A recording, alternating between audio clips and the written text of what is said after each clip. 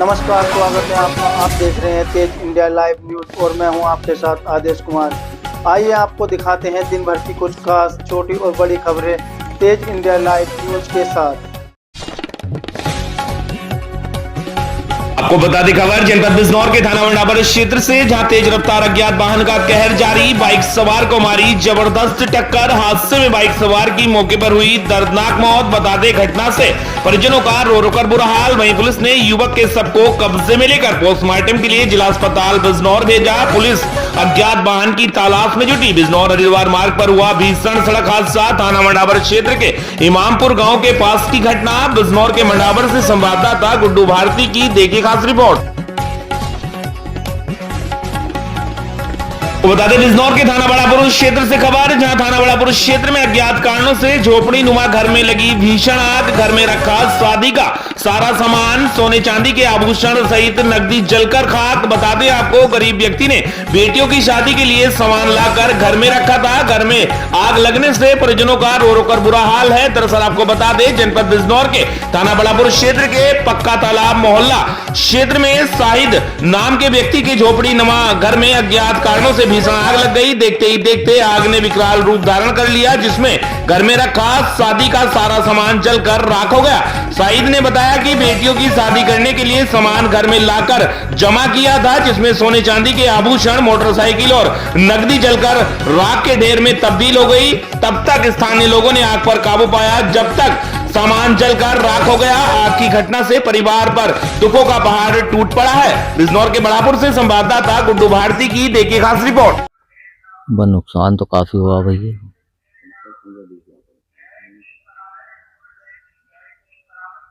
अभी कोई अधिकारी यहाँ पर पहुंचा है या नहीं? बस शाम आए थे, जो भी आया होगा। मैं तो शाम था ना, मैं देर से आया था शाम। या आपके परिवार में कोई शादी थी, शादी के लिए सामान जुटाया जा रहा था? हाँ, शादी तो हमें 4 करनी है। 4 शादी करनी थी।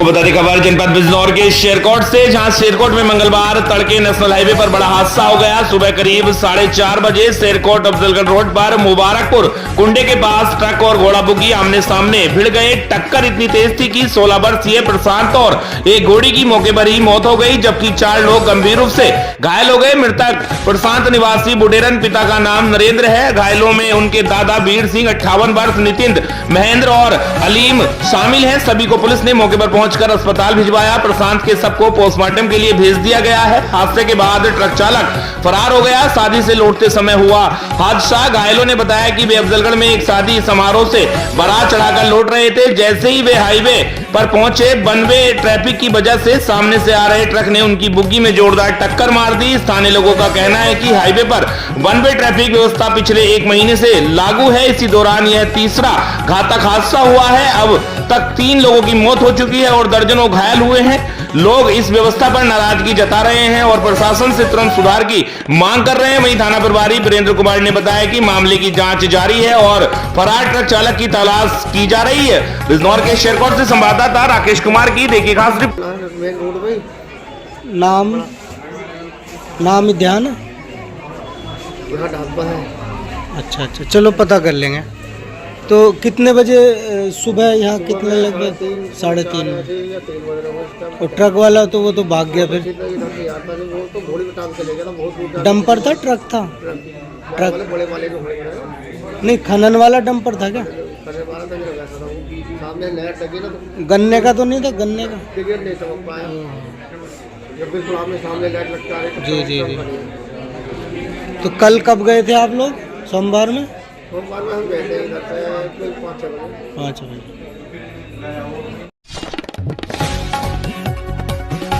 बता दें खबर बिजनौर के नजीबाबाद तहसील क्षेत्र के किरतपुर ब्लॉक से, जहां किरतपुर ब्लॉक के दूधला गांव में जेसीबी से मिट्टी का अवैध खनन बेखौफ किया जा रहा है, जबकि प्रशासन ने मिट्टी के अवैध खनन पर पूर्णतः प्रतिबंध लगाया हुआ है। अवैध खनन के रोक के बावजूद कुछ मिट्टी माफिया ईंट भट्टों की आड़ में गरीब किसानों को बहला फुसला कर उनके खेत से मिट्टी उठाकर बेच रहे हैं। बता दें उत्तर प्रदेश के जनपद बिजनौर हमेशा अवैध खनन को लेकर सुर्खियों में रहता है, जबकि देखा जाए तो कुछ दिनों से रात के 12 बजे से लेकर सुबह के 5 बजे तक अवैध खनन माफियाओं ने मिट्टी बेचने का बड़ा कारोबार कर रखा है। मिट्टी के काले कारोबार को लेकर नजीबाबाद तहसील हमेशा सुर्खियों में बनी रहती है। नजीबाबाद तहसील की कच्ची सड़कें हो या पक्की, नहर की पटरी हो या हाईवे, सभी पर रात के 12 बजे के बाद मिट्टी से भरे अवैध ट्रैक्टर ट्रॉली व डंपर दौड़ते हुए देखे जा सकते हैं। देखा जाए तो शासनादेश एवं मानकों की अनदेखी कर यह लोग दबंगई के साथ मिट्टी का अवैध खनन करने में लगे हुए हैं। ऐसा ही एक मामला नजीबाबाद तहसील के ग्राम दूनला के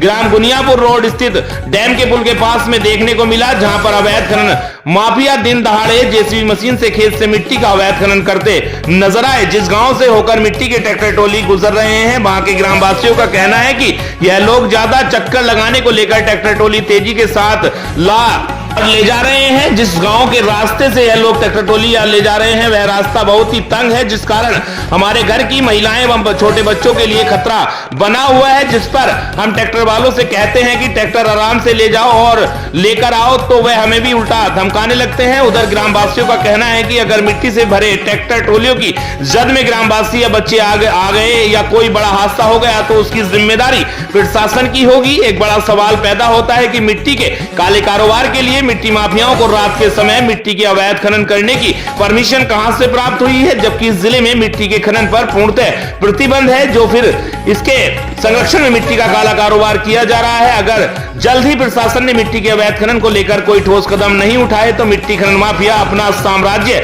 स्थापित कर लेंगे। बिजनौर के नजीबाबाद से संवाददाता राकेश कुमार की देखिए खास रिपोर्ट।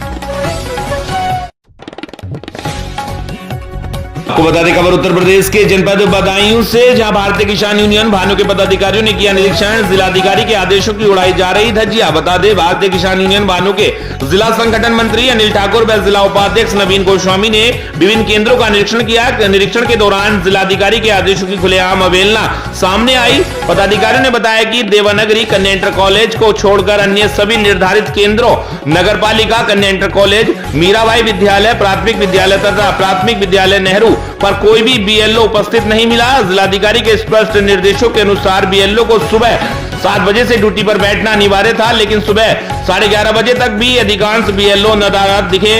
इस लापरवाही से आमजन को भारी असुविधा उठानी पड़ी। महकमे की इस उदासीनता पर पदाधिकारियों ने नाराजगी जताते हुए कहा कि जिलाधिकारी के आदेशों के बावजूद ऐसा गैर जिम्मेदार रवैया गंभीर चिंता का विषय है। बदायूं से संवाददाता नवीन गोस्वामी की देखिए खास रिपोर्ट। भारतीय किसान यूनियन भानु का जिला संगठन मंत्री अनिल ठाकुर आज 25 नवंबर 2025 को जो मीराबाई प्राथमिक स्कूल है, यहाँ पर बीएलओ को आज डीएम साहब के सख्त आदेश हैं कि 7 बजे से बैठना चाहिए। दोपहर के 11 बज गए और ये यहाँ पर पुताई का काम चल रहा है। ये पुताई कर रहे हैं। यहाँ पर जनता आ रही है, फॉर्म भरवाने सब लौट रही होगी यहाँ से, यानी कि डीएम साहब के आदेश के बाद यहाँ पर जनता आ रही है फॉर्म भरवाने के लिए। यहाँ तो बीएलओ मौजूद है, जबकि ये वो है सेंटर और ये सब बंद है, ये पुताई करे हुए हैं। जनता सब आकर निकल जाती है यहाँ से। हाँ निकल जाए, क्या करें, शाम को आ रही है।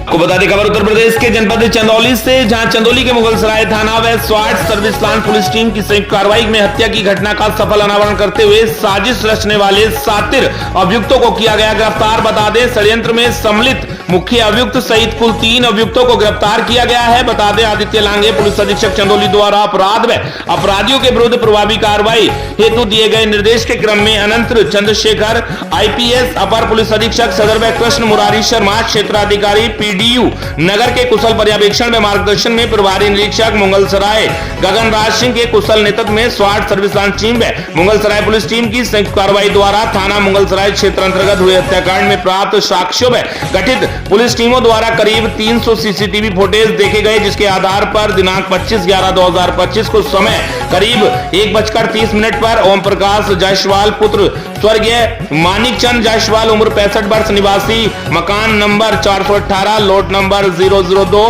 मुगलसराय जनपद चंदौली मनोज कुमार जायसवाल पुत्र स्वर्गीय विशेश्वर प्रसाद उम्र 60 वर्ष निवासी गल्ला मंडी चौराहा मकान 46 थाना मुगलसराय जनपद चंदौली। 3 भानु जायसवाल पुत्र स्वर्गीय जयनारायण जायसवाल उम्र 65 वर्ष निवासी बाजार जदीद नदेशर दीप अपार्टमेंट फ्लैट नंबर 01 थाना कैंट वाराणसी को गिरफ्तार किया गया है। षड्यंत्र में अन्य व्यक्तियों की भी गिरफ्तारी की जाएगी एवं शूटर के लिए कुल 9 टीमें लगाई गई हैं, जिनकी शीघ्र गिरफ्तारी कर ली जाएगी। गिरफ्तारी के आधार पर थाना स्थानीय द्वारा अन्य आवश्यक कार्रवाई प्रचलित है। चंदौली से संवाददाता अमरीश कुमार सिंह की देखिए खास देखिए 18 तारीख को मुगलसराय थाना क्षेत्र में रोहिताश पाल जैसे ही अपनी दुकान बंद कर रहे थे रात्रि में, लगभग 10:35 पे एक व्यक्ति पीछे से आया है। उसके द्वारा उन पे फायर किया गया, जिससे रोहिताश पाल की वहाँ पे मृत्यु हो गई थी। इस घटना में तत्काल 302 का मुकदमा लिखा गया था। इस घटना के सफल अनावरण के लिए हम लोगों द्वारा 9 टीमों का गठन किया गया था। साथ में लगभग 300 से ऊपर CCTV फुटेजेस अभी तक देखी जा चुकी हैं। विवेचना अभी प्रचलित है। अभी तक की जो विवेचना हुई है उसमें ये जानकारी आई है कि 3 जो व्यक्ति हैं, जिनका नाम मनोज जायसवाल, ओम प्रकाश जायसवाल और भानु जायसवाल, इन तीनों व्यक्तियों द्वारा एक कन्हैया टॉकीज़ की जो प्रॉपर्टी है, इस पे लगातार जो मृतक है उस पर दबाव बनाया जा रहा था। कुछ थ्रेट्स भी उसको आए थे। इसमें हम लोगों के पास पर्याप्त साक्ष्य, जिसमें बयान, डॉक्यूमेंट्री एविडेंस एवं साथ ही साथ इलेक्ट्रॉनिक सर्विलांस, इसके आधार पर अभी तक की विवेचना में इनका रोल सामने आया है और इनके द्वारा प्लानिंग करवा के इस घटना को करवाया गया है। इस विवेचना में जो और षड्यंत्रकारी हैं उन लोगों का भी खुलासा किया जाएगा। विवेचना भी प्रचलित है। साथ ही साथ इसमें जो शूटर्स हैं उनके लिए हमारी टीम लगातार लगी है। उनकी भी जल्द गिरफ्तारी और कार्रवाई की जाएगी।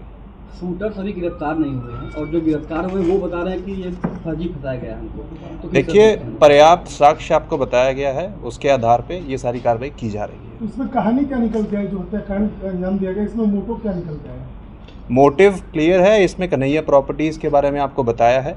लगातार इस प्रॉपर्टी का डिस्प्यूट चल रहा था। इसमें जो मृतक है, इनके द्वारा एक कोर्ट में भी मुकदमा किया गया था, जिसमें कोर्ट में जो बेनामा हो रखा था उसकी कैंसिलेशन के लिए इन्होंने मूव कर रखा था। और यही पूरी अभी तक जो जानकारी आई है, इन्हीं के द्वारा पूरा प्लानिंग करवाया गया है इनके रास्ते से इनको हटाने के लिए, और इसलिए पुलिस इनको गिरफ्तार करके जेल भेज रही है। ऐसी भी संभावना जा सकती है कि जो हत्यारा है वो गिरफ्तार होगा तो कुछ नया भी निकल कर आ सकता है सामने।